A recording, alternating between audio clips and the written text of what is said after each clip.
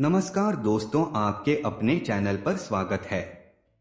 शास्त्रों व पुराणों में पारिवारिक, धन और सेहत संबंधित समस्याओं को संतुलित बनाने के लिए कुछ विशेष बातों के बारे में बताया गया है। इन बातों का ध्यान रखने से धन और वैभव की देवी लक्ष्मी माता की विशेष कृपा प्राप्त होती है। आइए हम आपको बताते हैं कि शास्त्रों में किन बातों के बारे में बताया गया है।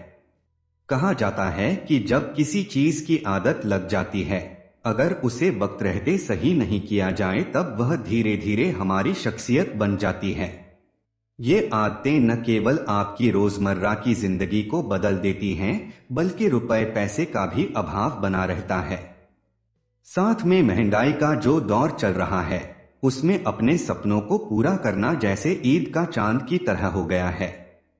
शास्त्रों में ऐसी आदतों से बचने के लिए या सब कुछ संतुलित बनाए रखने के लिए कुछ विशेष बातें बताई गई हैं।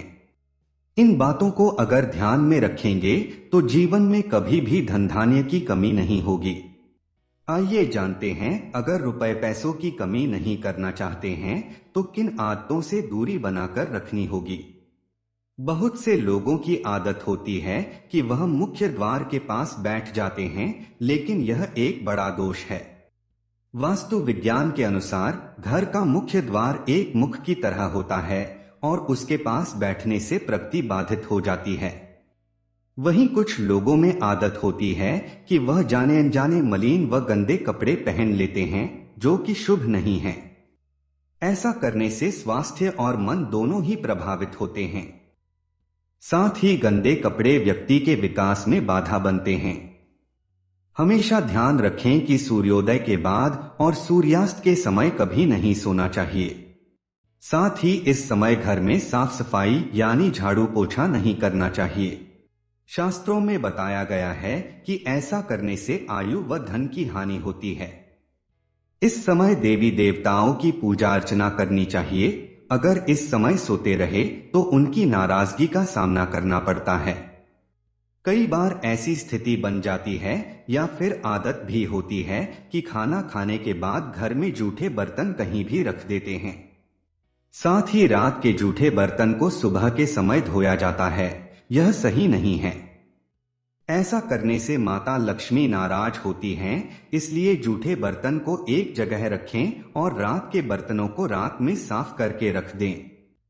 हमेशा घर की साफ सफाई रखनी चाहिए। घर में कभी भी मकड़ी के जाले या फिर चमगादड़ का वास नहीं होना चाहिए। इनके घर में होने से घर वालों की चिंता और उलझन बढ़ी रहती हैं। साथ ही कोई न कोई आर्थिक समस्या और परेशानियां लगी रहती हैं। साथ ही यह भी ध्यान रखें कि अकेले कभी माता लक्ष्मी की पूजा न करें, साथ में भगवान विष्णु को भी रखें।